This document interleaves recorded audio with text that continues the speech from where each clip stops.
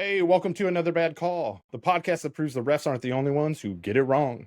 I'm your host, JD, and with me as always is big brother Justin. What's going on, brother? What's cracking? Well, feel the excitement in his voice. And we got West Coast Nate. What's going on, man? Tillamook Bay represent. Holy crap, we're boring off the get-go. How are the weeks going? Hey, man, going good. We had our second to last flag football game yesterday. Second to last already? Yeah, man, this season is flying by. It's 6 games in 5 weeks. So okay, this was our 5th game, 4th week. Next week is an off week for Mother's Day, and then we'll be headed into the final game. But it was good. We did a real good job of mixing up our plays and confusing the other team. We outscored them. I think it was tied at halftime, and then we held them scoreless in the second half. And nice. So Justin's trying his hand coaching flag football this year. Yeah, fun stuff. Got Ronnie some touches. Got Ronnie some touches this week, which we hadn't done, but we noticed we run a lot of reverse actions, and we noticed that they were catching on to the reverse actions. So instead of Ronnie flipping the ball in the reverse, he just took off down the sideline, got his flag pulled at the 1. But hey, that's awesome. It was good. I was proud of him. He took a couple bumps, and we had no tears this week. So that's a big win for Ronnie. That's a big win right there. Sure. He's a tough guy, and he will give it all and throw it, but he is my one that's always, he's not afraid to let the salt fly. So yeah, well, he comes by that naturally. Us West boys have no issues letting the tears drop. So what's going on in Real House Husbands of Tillamook over there? Man, what week is it? So the mayor and mom drove from here to Chicago last week. Back up a second. When he says mayor, he's not referring to just a random mayor. That's right. My backstory. Wife's the mayor of this fishing village. I chair the planning commission. Suckers. But Katie and her mom sprint drove all the way to Chicago in 3 days. And then Katie got on a flight Friday and came back, and now she's doing stuff with employer stuff and had to catch up with the city today. So I'm still here by myself with the kids. So it's starting to feel like every other day. I'm a little tired. But the kids are healthy. Yeah. They're no longer late night vomiting, so I'm happy about that right now. Hey, let's call that a win. And I can sympathize during meat season when my wife's judging 6 nights a week and gone on weekends. It's a lot. It's a lot. Yeah. But us first husbands, we do what we can to support support that. So, all right, Justin, I'm going to go throw it to you. Let's go ahead and lead into what we got going on this week. All right. Yeah, we're going to start it off with Bad Calls of the Week, followed by Tales of a Degenerate, Bleeding Hearts, and then kick into our main event, which will be comparing the offensive play groups of the NFC North. So, should be a good one. Perfect.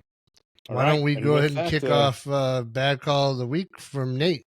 Nat. Let's get into that. Laker Nation.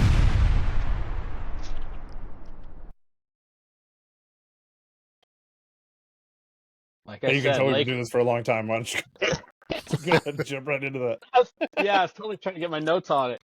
So, last Monday, Lakers inevitably lose to the Nuggets in 5 games. Then Laker icon Magic Johnson starts praising Jamal Murray on Twitter and starts applauding the Lakers up and through the moment Mr. Glass got injured in Game 5 and they stopped playing. Then Tuesday morning, all shit hit the fan because Brian Windhorst, a.k.a. King James's loyal subject, starts tweeting that LeBron James might opt out of his contract. Then at the same time, reports start coming out that saying that only the Lakers are looking to keep him. They're willing to draft Bronny James despite his cardiac incident and mediocre freshman year. That same morning, Magic Johnson starts coming out and praising Jamal Murray once again, and then starts ragging on the Lakers for their age, their load management, and their physical and mental toughness. Later on that evening, around dinner time, LeBron comes out and says, hey, I haven't said where I'm going. I haven't decided what I'm going to do. But you brought it out to Wednesday where Magic tweets a rebuttal saying, "Oh no, it was injuries. It wasn't load management." 2 days later, the Lakers like, "No, it's the coach." So despite 2 seasons with Darvin Ham, 2 postseasons, and the inaugural play-in tournament, they fired him, which fired the Clippers to turn around and run Tyrone Lue to an extension to try to keep him from going to the Lakers. Because if you guys don't know, Tyrone Lue was the coach for Cleveland when LeBron won their title over there. So, I mean, if you're Laker Nation and you're watching all this, you're like, why am I paying for season tickets? This is just utter nonsense going on over there. And if it was in Chicago, we wouldn't handle it. That was mine.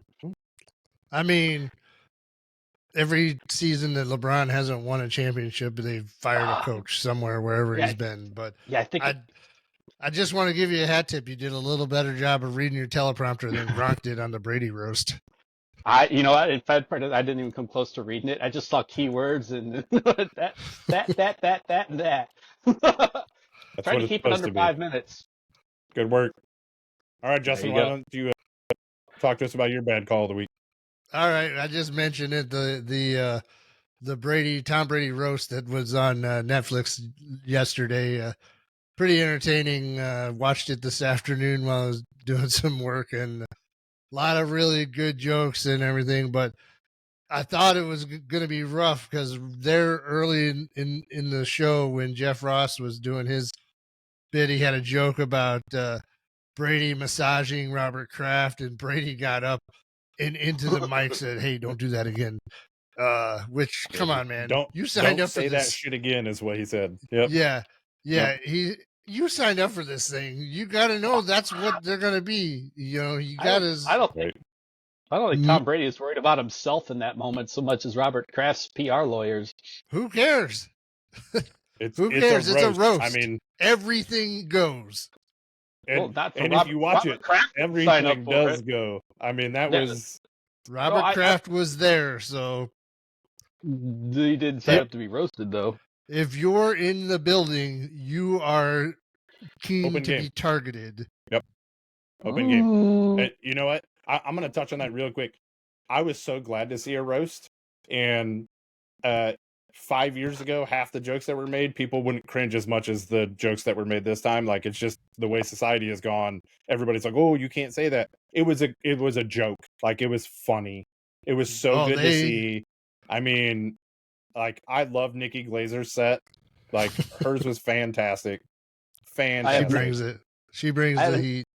I haven't had a chance to finish or even start watching it. I've only seen like glimpses in sports because I've had 2-year-olds around. And I'm like, I can't watch this yet. Yeah. No, you shouldn't watch that around your kids. I can't watch it yet. No, I didn't watch it around my kids last night. I waited until they were at school today, but which is saying something. So yeah. So because Justin's got a mouth. So I'm a fan of the roast, and anytime you guys want to roast me, I'm ready to bring it. But you know, I can give just as good as I can take. So that's why we have a podcast. Yeah. So no, that's it. I was glad it was a fun show. I recommend checking it out, and I'll have to watch it back because there were times when I was like laughing. I thought my wife's going to come down and wonder what the hell I'm watching. Right. I will rewatch. I haven't finished yet. I'm up to Peyton coming out. He just walked out.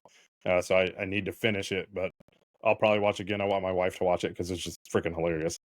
Yeah. But, what do you got, JD? So my bad call is going to be sports related, but definitely not professional. So I went golfing yesterday for the first time this season, which not a bad idea, right? Like golf is great, but the bad call is twofold. Number one, the course I picked was way too hard for your first time out. Not a good call. I went and played White Hawk.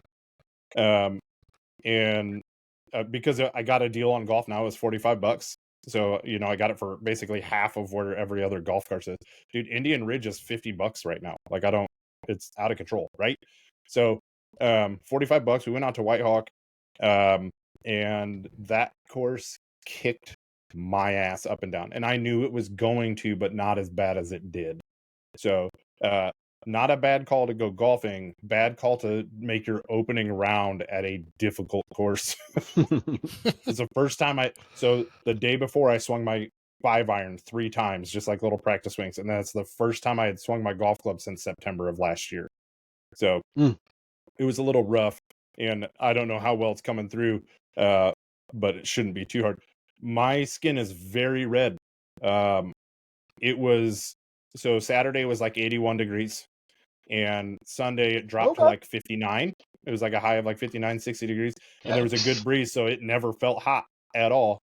And I didn't even think about it. And I got home and I was like, man, my head's warm. And about an hour later, I'm like, oh, that's because I'm a walking tomato. So not only did that course kick my ass, I got a nice sunburn to go along with it. But you know what? It's color. It was probably your first time out in the sun all year anyway. For more than 10 minutes would be accurate. Yeah, that is very true. I've been doing yard work every weekend, so I've already got a nice base layer going. And yeah, you do, you bastard. But yeah. All right. So with that, let's go ahead and move on now to our next section, which is Tales of a Degenerate.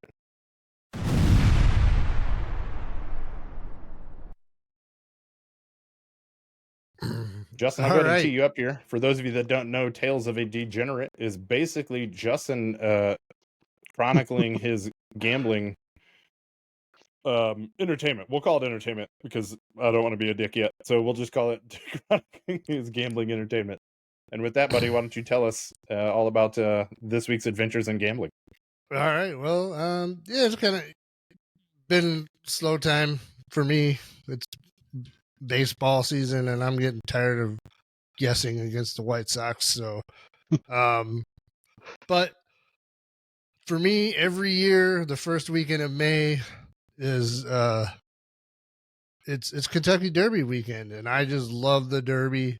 Love watching the races, reading up about the horses, just seeing the pageantry that's going on. It's definitely a bucket list item for me to get down there for the Derby weekend. And so every year I load up a little bit of money into my Twin Spires account and take my crack at some of the races. And I'll put a couple of bucks on an exacta box, or $5 on a winner or something like that. But so real quick, I don't want to interrupt too much, but just in case there are people that don't know what an exacta box is, I'm guessing Real House Husbands of West Coast here isn't going to know. But why don't you go ahead and tell us the exacta box here? All right. Well, there's a lot of ways you can bet a horse race. You can pick winner. You can pick a horse to place, which is win or second. You can pick a horse to show, win first, second, or third. I'm not going to get into all the pari-mutuel odds, but the exacta is you picking first and second place. And if you pick first and second and you box it, which means that then you've bet it both ways. So horse A to be first, B to be second, or vice versa. Yeah, so all combinations of first and second. Yep. Yeah.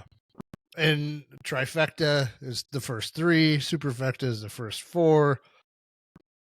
Well, let's start. Kentucky Oaks is on Friday. Friday's a little slow at work, so I threw the races up on the monitor in my office, and I bet a couple of races just for fun or whatever, and nothing really happening. And then the big race on Friday is the Kentucky Oaks, and finished out my day hitting the exacta on that race. So anything that I had bet earlier in the day, I won it all back. Nice. Then Saturday, the Derby, I get it on.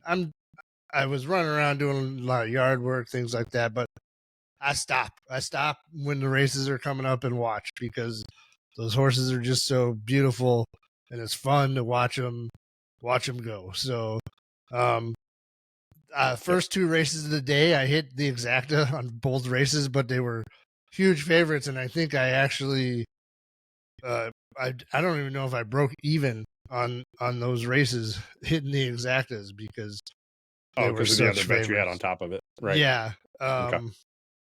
And then I'm dwindling down throughout the day, and just want to make sure I'm going to hit, have money left for the Derby. We get to the last race before the Derby, and I'm like, I'm getting pretty low. In fact, JD, you had asked me if I wanted to throw something down for you. I'm like, I'm going to have to let you know after this race to know if I'm going to have enough money. Because I didn't want to deposit into account for one race.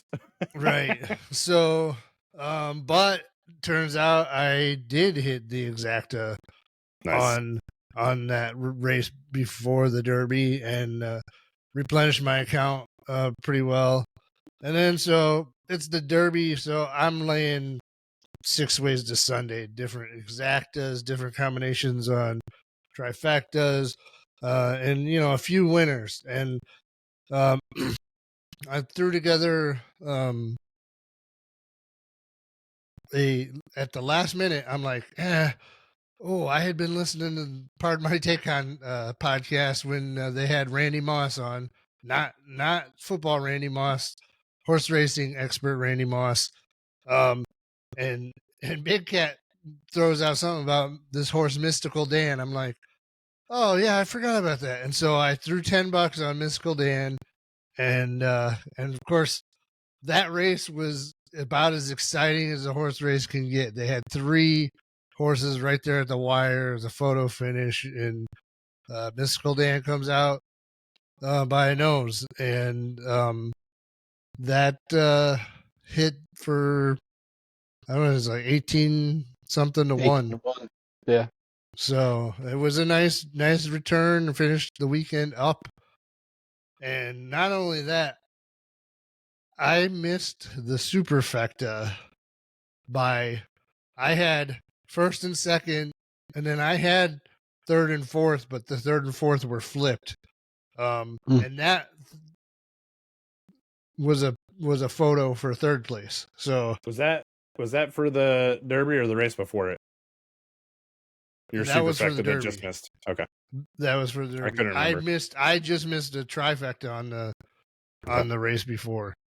Yeah, Mama's real happy. She surprisingly, our mother bet the Derby as well before I signed up to do anything. She started telling me about all the bets she had done, and she bet on Mystical Dan as well. So she was happy to hit that winner. So way to go, Mama West.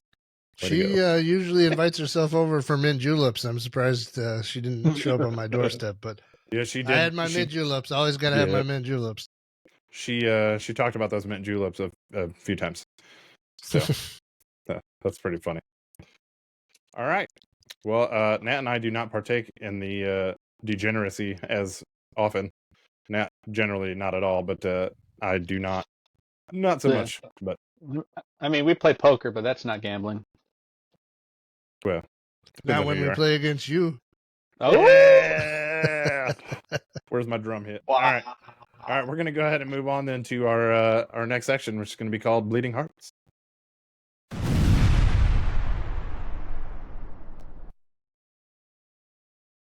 I gotta tell you guys, I really love this high quality production. It's fantastic.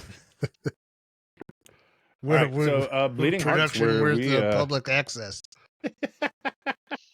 Barely. Bleeding Hearts is typically where we talk about all the goings on around our favorite sports, our favorite teams, that sort of things going on. I am basically an NFL only type of guy, so there's not a whole lot going on right now. So something that came across my news feed today that I really wanted to bring up because I thought it was awesome. It was a tweet or an X or whatever you want to call it at this point in time from an account called Baseball History Nut. And what it was is the Oklahoma Little Leaguer got hit in the head by a pitch and went down pretty hard. Luckily, it caught like the visor part of it, but dropped pretty hard. And he goes and he takes his base. The pitcher that threw the pitch was beside himself and was beating himself up. He didn't want to throw another pitch because he felt so bad. The kid that he hit walked over from first base, wrapped his arm around the pitcher and was like, "Hey man, I'm good. Everything's okay. Like everything's going to be good."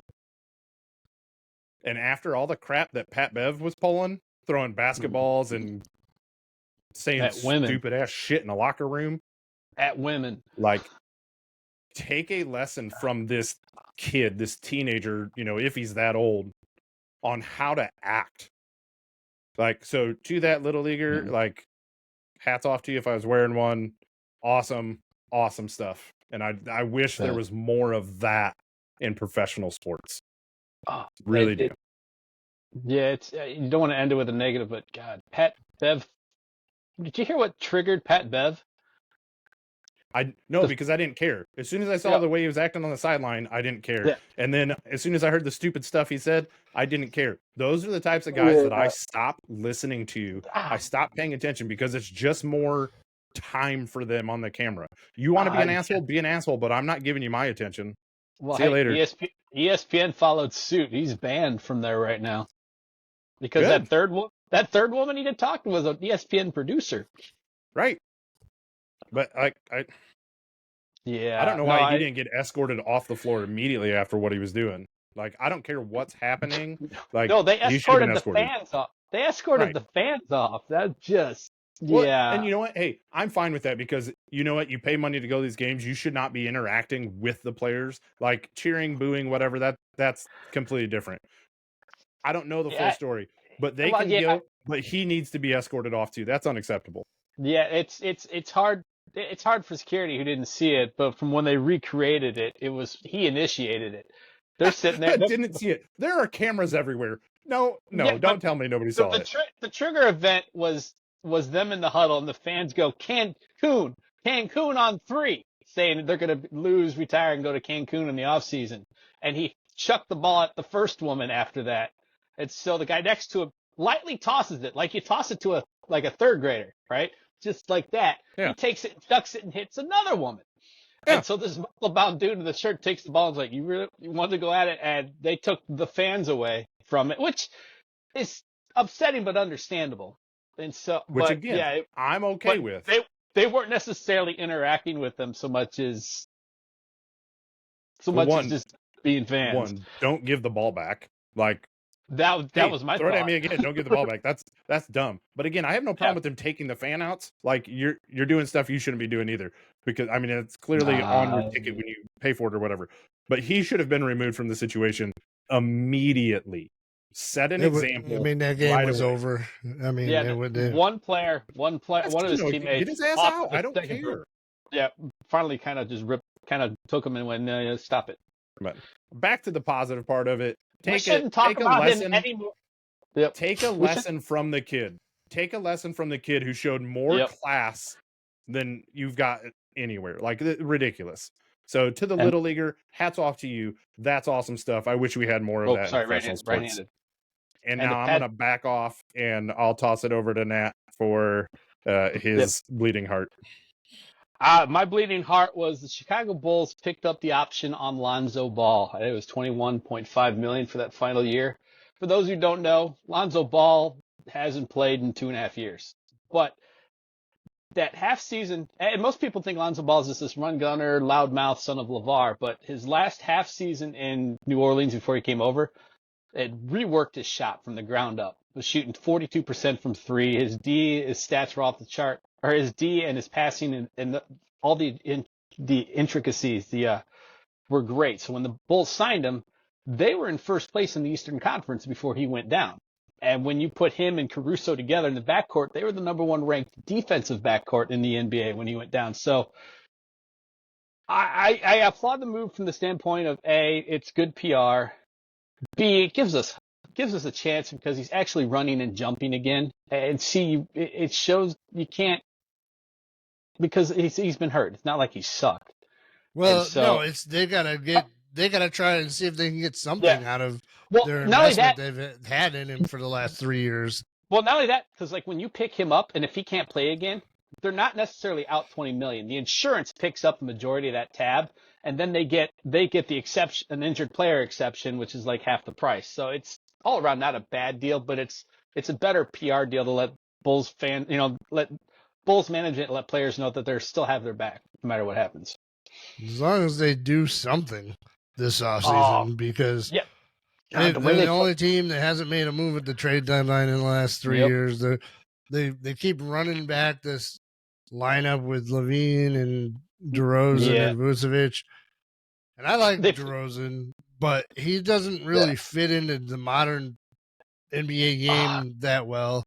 Vucevic is just wasted space, and Levine is not a winner. And anytime he faces no, he isn't. That's adversity, he cowers away, he melts away. So yeah, he's a house of cards in that situation. But Lonzo Ball for that first half of that season just made everyone go. It put everyone in their slots. It let Levine and DeRozan run the wings.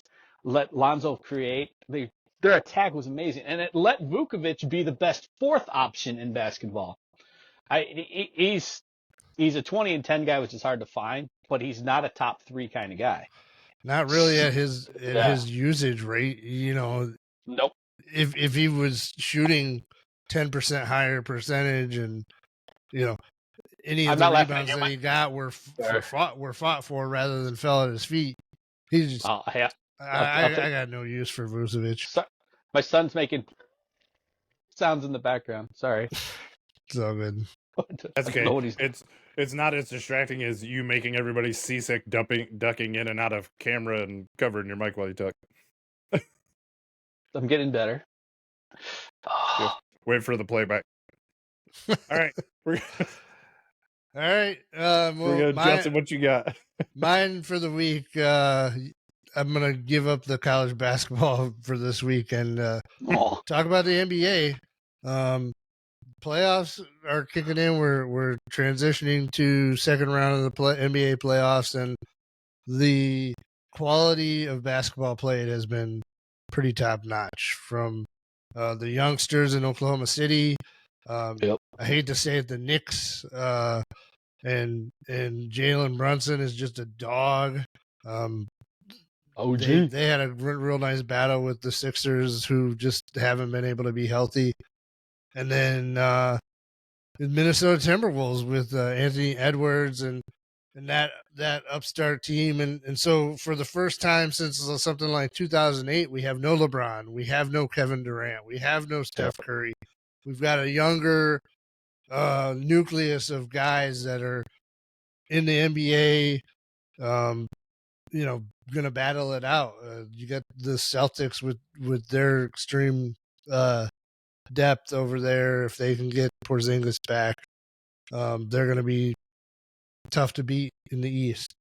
But the West, man, Denver's good, but I think they're going to have a challenge getting through that gauntlet over there. So as much as I do love college basketball, the quality of play in the NBA is just hard to beat. So agreed. It's playoffs, gives me something to transition into summer with without having to think about the White Sox. So I mean, I obviously don't have a whole lot to add because I don't watch really anything other than NFL, but I gotta imagine the jump from college to NBA is about like watching the difference in college football to NFL level, where it's just wildly different as far as talent level goes. Yeah, I don't. It might even be even more noticeable. Okay. Just because in college football, the top 8 teams in college football have pretty much a good bulk of the talent that ends up in the NFL. So that's fair. It's more diluted in college basketball, spread out. So that makes sense. All right. With that, what do you say we move on to the main event, boys? Heck yeah.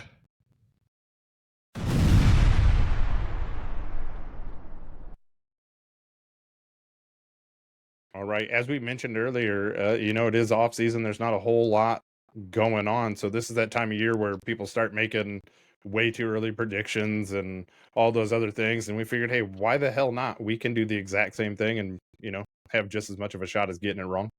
I mean, we are another bad call after all, so let's go for it.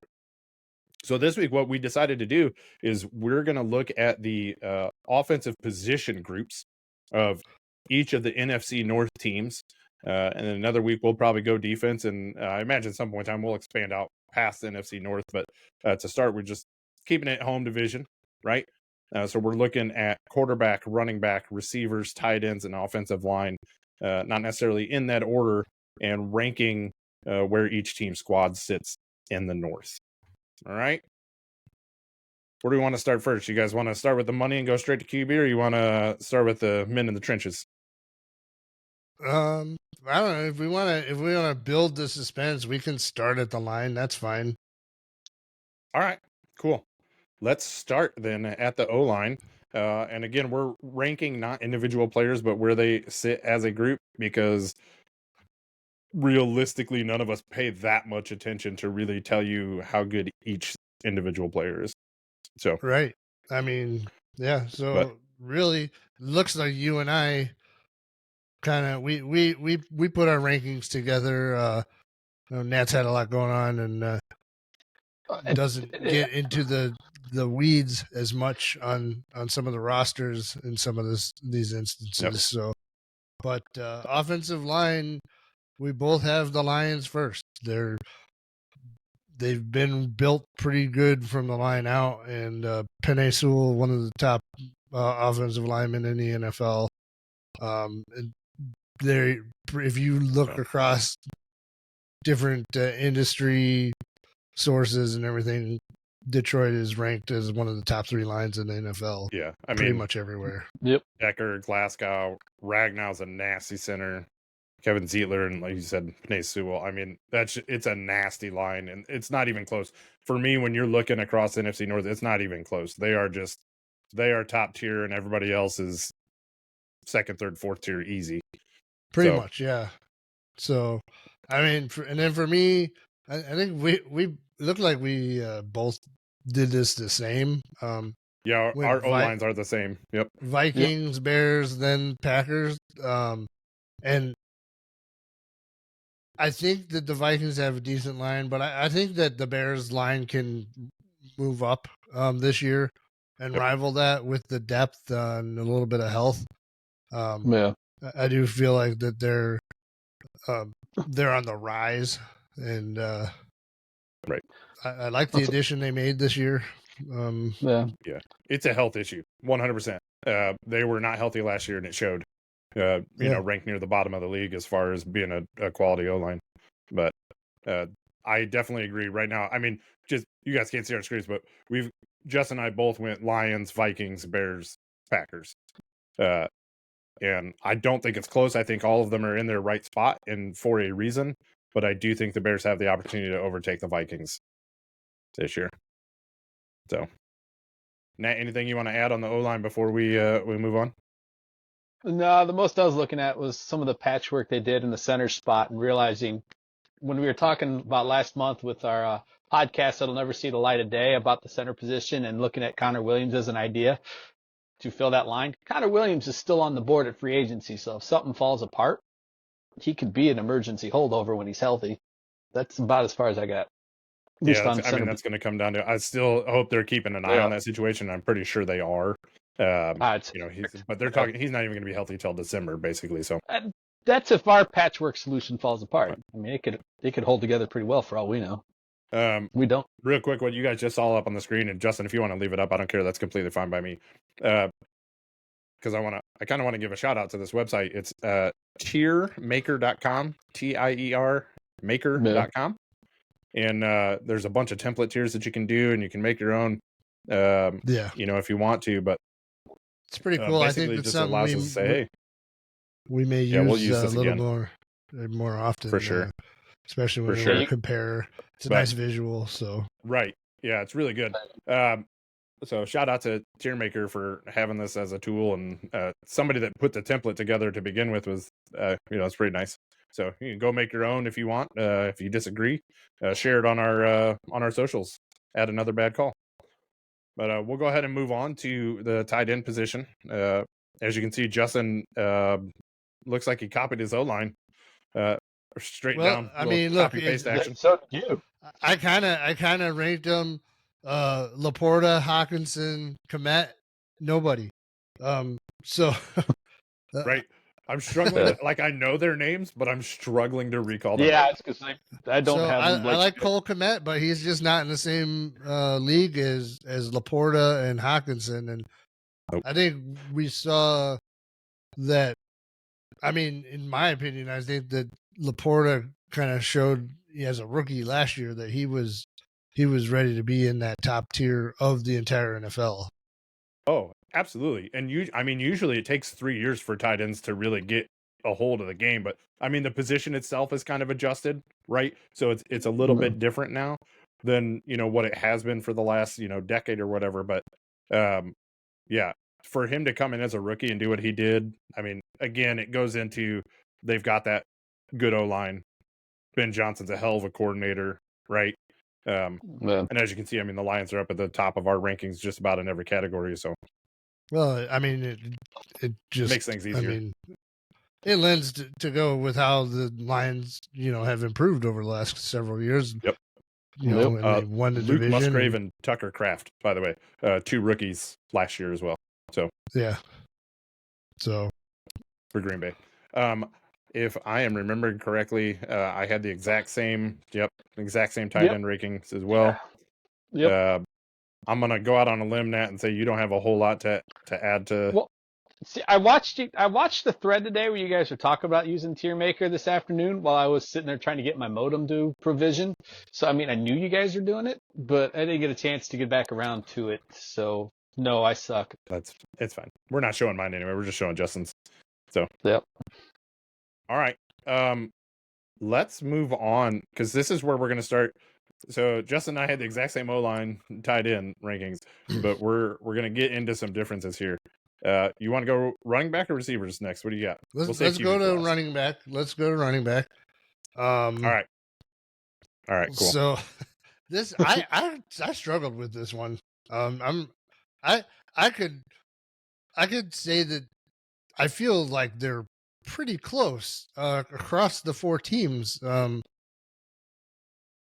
I put the Bears last because I think DeAndre Swift just hasn't proven it to the level that the guys at the other teams have. But I think he's going to be a good fit in the scheme. And I like Roshan Johnson, but we're coming from from an offense that had to be completely reorganized coming into the season with a new coordinator. We're coming from a bad offensive coordinator. Stop beating around the bush. Yeah, no, you're right. That wasn't. I was struggling to find the word that I wanted to use, but they sucked. So a bad offensive experience. It was not good. Yeah, trying to erase that from my memory. Well, keep drinking. So, the running backs honestly might have been the hardest position group to rank. Well, and you guys are all over the place, like in comparison. If you're looking at yours compared to his, you guys are just.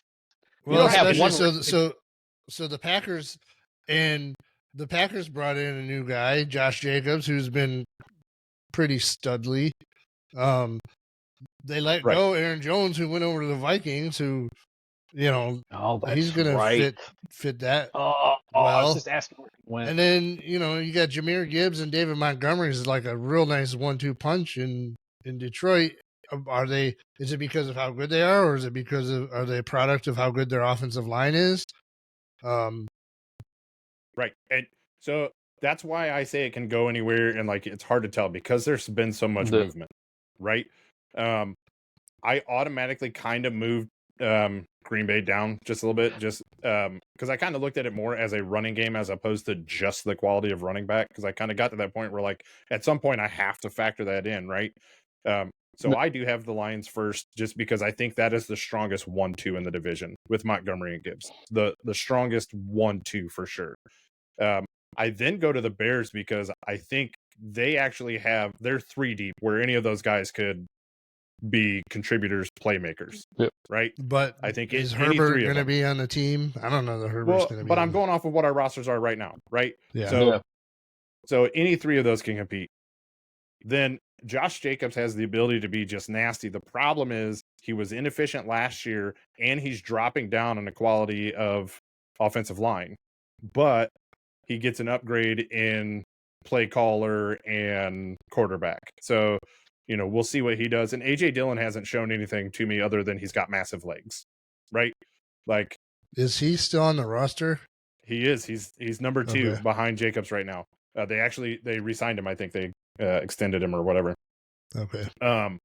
And then I've got the Vikings last, and the only reason I've got them last, I love Aaron Jones. Like, despite him being a Packer, like, former Packer and everything, he's been on a number of fantasy teams. He's a fun guy to watch play the game, honestly. No. But he's like 33, I think, maybe.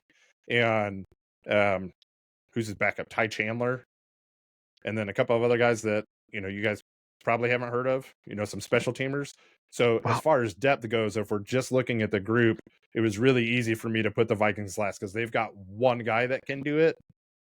One guy, but let's see how he didn't play a full season last year. So yeah, what's up, Nat? Fact check. Thanks for raising Aaron your hand. Fact Jones is 29 and doesn't turn 30 until December. All right, well, No. maybe it's just because he wears 33 that it made me think he's 33. I don't know.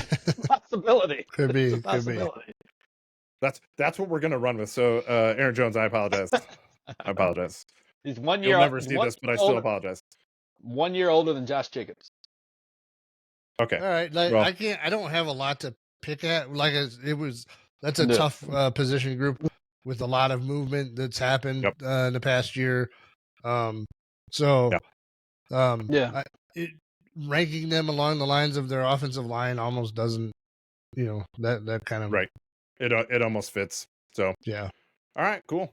Well, let's. All right. Well, why let's- don't you? I'll receiver. let you kick off wide receiver. Yeah. Yeah. So this is something really different. So you can see Justin's screen. He's got the Bears first. As much as I would love to, it felt very Homerish to me. And when I look at it, Justin Jefferson is arguably the best receiver in the game right now. Jordan Addison played really well. Brandon Powell came along pretty well without a good QB for most of the season. So when I look at that group, it's the best receiver in the league, and then another really good young receiver right behind him. So they narrowly beat out that combination of Keenan Allen, who's been really good for a really long time, and DJ Moore, who is quarterback proof, apparently. Right? Yeah. Well, that's my point. You That's got what we're hoping you got for. DJ Moore. You got Keenan Allen. We're talking about like professional wide receivers that the Bears just haven't had on their roster, and you bring in a dynamic rookie in Roma Dunze, and I think that the overall depth and quality is better than having just the top guy. And here's the only reason they beat it out, right? The 3 guys that I mentioned for Minnesota played last year in the NFL. We have not seen Odunze in the NFL yet. And while I have very high hopes and I think he's going to be very good, that's what tipped the scales for me, was to say, I haven't seen Odunze on an NFL field yet. I'm going to tip it to the left. That's it. I mean, and my other argument would be the quality of quarterback play delivering them the ball. They had, Jefferson had Kirk Cousins delivering the ball. Year, but and okay. I was gonna say most of the year. Well, yeah, because Jefferson was out for a good portion of it too. So. Yeah, right. Okay. Well, if you're going by last year, then Jefferson wasn't on the field half the year, so. And still did better than most of the Bears receivers. So most. Sure. I mean, it's just right. So you can go back and forth. So what's funny is you and me switched our 1 and our 2. Mm-hmm. And we flipped our 3 and our 4. Yep. Well, I mean, Amon-Ra is, the sun god, and right. But then, can you name the other receivers? Like, if I don't show you a roster, like, can you name the other receivers on the Lions right now? Did they change receivers? They got Jamison Williams, and he was unproven. I know that. Yeah, they've got issues, but I don't know that they have any more issues than the guys on the Packers. They had good rookie seasons last year, but I don't know how many of them are anything above a number 2 on another roster. I mean, listen, Christian Watson and Romeo Dubs were in their year 2 last year, I believe, right? And then you have Dontavian Wicks and Jaden Reed, who were in their rookie seasons and played really well. I just think the upside of that group is much higher than what the Lions' upside of a group is, personally. Look, I'm on Ross fantastic. Like, I'd have him on the Bears in a heartbeat. Don't care. Like, bring him on over. But after him, you've got Jamison, who you run 50 yards downfield and hope he catches a ball, right? I mean, it's kind of MVS in that matter of like, is he going to catch it or not? You know, it's a toss up. But I mean, he had a couple. His problem is he didn't get training camp in with the team at all. That's kind of his own fault. But no, I get that. So 2 years in a row, though, right? 2 years in a row. He was coming off of a ACL injury, and then he was gambling in the locker room or whatever it was. Well, when you're hurt, you got to find something to do.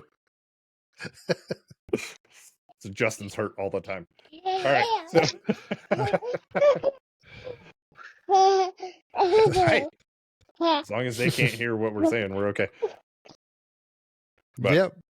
Yeah, and again, this is why it's fun to do this. Everybody's going to have their own different rankings. I can 100% justify Justin's rankings by looking at it.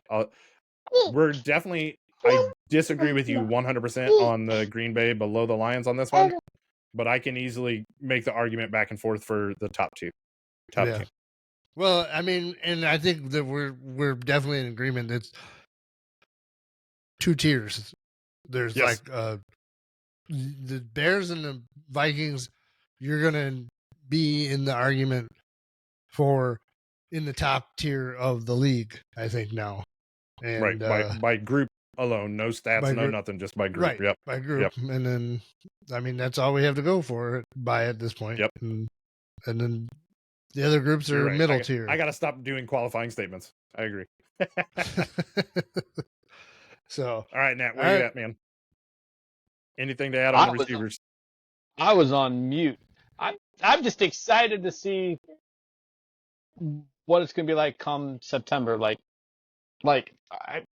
You guys are dead on right that the Bears are great in theory right now, but it's not a proven theory yet. And so I'm looking forward to seeing that theory work out in practice, as I am with all these other positions, but particularly with the size of Odunze, with the size of Allen, with the size of Allen, with the speed of Moore. And so I'm looking forward to seeing it. I don't know the depth like you guys because I haven't done fantasy football in like 3 years, but I feel come September I'll caught up a little bit. You could just watch football. You don't have to do fantasy football to other players, but that's that's 3.5 hours per game. You can watch. You took longer than that to do your mock draft. Like what? Well, we'll find out how bad my mock draft is come August. Anyway, all right. Let's move on to that money. Let's position. go. We got one spot left, and it's quarterback. So we're gonna. I want to hear what you got to say about this. There might be a little tinge of homerism in mine, but that a little tinge. All right, let's do this. All right. Since we've established that out of the 3 of us, Nat is not the most up to date with the rosters, I'll let him go first and give us his ranking, which you have to do without copying off of Justin and myself. Just I would probably who's your top QB group? I'd probably go today because it's unproven. I'd go Packers first with Jordan Love. I'd probably go Detroit, Jared Goff, and then I'd go Chicago, Caleb Williams, just because at this point the next 2 are unproven. Because J.J. McCarthy's unproven, Caleb's unproven, but I expect Caleb to blow J.J. out of the water. And I think by year 2, he probably blows Goff out of the water, and we have this great 5 to 10 year rivalry between Williams and Love, but that's not today. So I've got pop quiz. Who's starting in Minnesota if it's not J.J. McCarthy? I don't care. That's Kirk Cousins is gone. I don't know who the backup Sam is. Darnold. but Same. it's okay.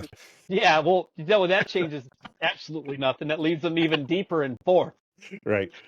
All right. So I will agree with you to an extent, and that I don't agree with you at all, other than the Bears are in third place for me. I've got the Lions at the number 1 spot. Goff is not what I would call the sexy QB, right? Like, he's not doing everything under the sun and just really uplifting and carrying a team. But damn it if he's not like a Kyle Orton 2.0 where he just doesn't lose you games. Usually. There's a couple of times where maybe not, but he's done it now with 2 teams where he's just done really solid play, executed the offense the way it's meant to be executed, and doesn't make huge mistakes. Absolutely. I can't agree more. He is a solid NFL quarterback. He's not a game-breaking quarterback, but he's not a back-breaking quarterback either. I mean, he was the quarterback when the Rams went to the Super Bowl, right? I mean, he's been that game between them and the Chiefs where he went toe-to-toe with Mahomes. Yeah. Yeah. Oh, yeah. And that was in a game, a year when he did play a game against the Chiefs during the regular season where they set some sort of scoring record or like 53-51 or something like that. I'd have to go look it up, but it was in that. Most fun games to watch ever. Yeah. So he can sling it when he's got time and he doesn't have to be moved around too much, which, the Lions have a really good line. So until proven otherwise or knocked off, I say he's top in the division. Hopefully it's not going to be for long, but right. So I did rank Caleb Williams above Jordan Love, and McCarthy. McCarthy / Darnold, McDarnold, last. Old McDarnold, I like it. JJ McDarnold. That is official right now. The Vikings position group is now called Old McDarnold. I'm hashtag. So, cool. Look, I have with as high hopes as I have for Caleb Williams, the maturity, the kind of player he is. I have high expectations, and it's bound to just like stab me in the heart, and we'll be right here on Bleeding Hearts all year long if it doesn't come true. Crying Hearts. We're gonna change it to Crying Hearts. But I'll tell you, I know the Packers had a halfway decent season last year, but I watched Jordan Love play, and he got away with a lot of stuff that he shouldn't get away with. Throwing off his back foot, launching floaters across the middle that, especially that first game that the Bears played, he should have had like 3 interceptions. And it's just not just that game. I saw a lot. He took a lot of risks. A lot of Brett Favre in him. And so I'm not sold. I know people are saying, "Oh yeah, no, the Packers, they're so lucky they got Favre and then Rodgers and now Love." Well, I'm not ready to put Love after one season. No. That group. And just because we were so bad doesn't make him a good quarterback. That's all I gotta say about that. And so yes, my bias, my orange and blue bias, I'll admit it, but I'm not ready to give what I saw from Love any credit. I'm gonna give the blank slate to Caleb Williams to come in ahead of him. So it's funny you said that he's got a lot of the Brett Favre to his game, and he does. He's got that gunslinger mentality. Like, I'm just gonna see what happens. Yep. The funny thing is he's got pieces, and I'm not comparing him to in any means, but he's got pieces of Rodgers games to him too, where the combination of it is really interesting to watch. Again, though, the funny thing for me with like Love, what sets him apart a little bit is he is again in a good situation with a good group of young receivers. He's got tight ends that are up and coming, and whether we like it or not, LaFleur is a good play caller, so he's in a good position. That added in with the fact that, again, we haven't seen Williams on an NFL field yet, is why I have to give him the nod over Williams. And listen, I am praying that come like week 4, it's Williams, and then who cares? Like, I don't Yeah. care what 2 through 4 are. I really don't. I'm hoping that's where we get to. But as of right now, since I haven't seen him play at an NFL level, I have to go with Love in the second spot here. Oh no, Because there are some impressive things I knew that he's that done. was going to be a little bit of controversy from my rankings, and I was fine with defending it. It was more a knock in my actual criticism and review from watching Jordan Love. So Yeah, it's funny what we said about Goff is that, like, you said it, he's not game breaking, right? But he's not back breaking either.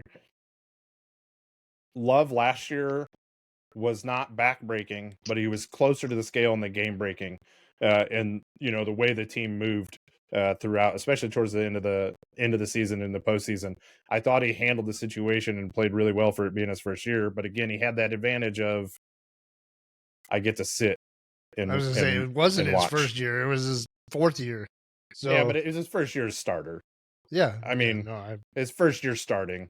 So, now I gotta say really quick, I'm really shocked that you didn't have the Bears at 2 or 1 because Badgett's still on the roster. Like, I fully expected that you were gonna say, well, they TB12. did a whole post about him last night too. Yeah, right. I'm so concerned that he's probably not going to be on the roster come opening day that I didn't even factor it in.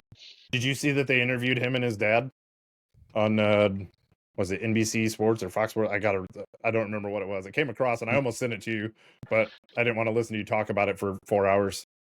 Well, it would have been a great conversation. You would have learned something. Because they were arm wrestling his dad. They wanted arm wrestling. Yes, yeah. Yeah. Yes. And to Badgett's credit, he was basically like, he didn't talk a lot. He was just talking about how he wanted to be studying the playbook, right?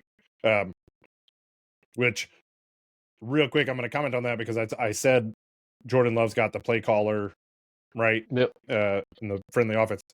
Having Shane Waldron this year, with the weapons that we have, puts us in a position for Williams to do minimal work and jump into that number 2 spot.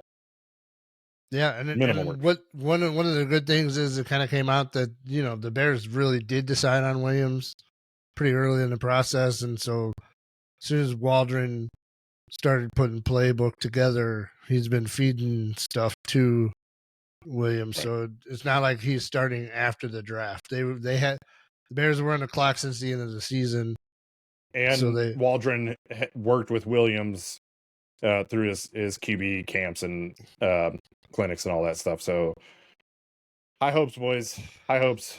But I know it's time. And I suck, man. I don't have a final thoughts cut in here. So we're just gonna go ahead and we're gonna jump into final thoughts, and we're gonna start with you, Justin. It's all right. Hey, look, fun discussions today, boys. I'm looking forward to more coming even through the off season. Next week, rumors are that the NFL schedule is going to drop this week, Thursday or Friday. So hopefully we get that to overanalyze here coming up. Yeah, we'll be doing record predictions if that's the case. Let's go. There you go. All right, Matt, so what you got? I'm trying to keep us from getting banned because my son is playing YouTube Kids Wiggles over here on my phone. Well, I think we can't hear it. You're good. Okay, good. That's why I was trying to figure out a way to ask, and I should have just did it 10 minutes ago. Last week, Waddle and Sylvie had TJ Hushmanzada on for a segment, and it's a great education and just receiver. Yeah, he was the one that helped train Roma Dunze through training camps, getting them ready for the draft. And he worked with, I think his name is John Jackson, who's going to be at the rookie minicamp this week, and he says, watch out for him. It's a great overall just educational piece, and I didn't realize, I knew TJ Hushmanzada was a great receiver. I didn't realize how great analytical he was. He's not he wasn't like top 5 all time or something, but he was a great running, he was a great number 2 behind Chad Ochocinco. Yeah, I was in about to those- ask you who you played for, but I think you might have just covered yourself. Also, Great. worst Great final thought. Final ever. thoughts. Yeah, no, Yeah. no doubt. Oh, Final. whatever. I'm saying go watch that. That's good. It's a good watch. Go watch it. There we go. I appreciate that. And with my final thought, I'm just going to throw it back to you guys to tell me socials. What you got? At Justin M. West, and we get the show. Another bad call. At NatFin and ATFINN. NatFin.com has it all there. Another bad call is another good place for it.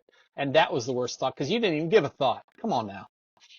Well, you took all my time, so I didn't have to. Oh, Anyway, make sure you hit that like, subscribe, seriously. follow, share, whatever it is. We appreciate you. I promise we will keep getting better at this. Come back next time. And until then, try to avoid making another bad call.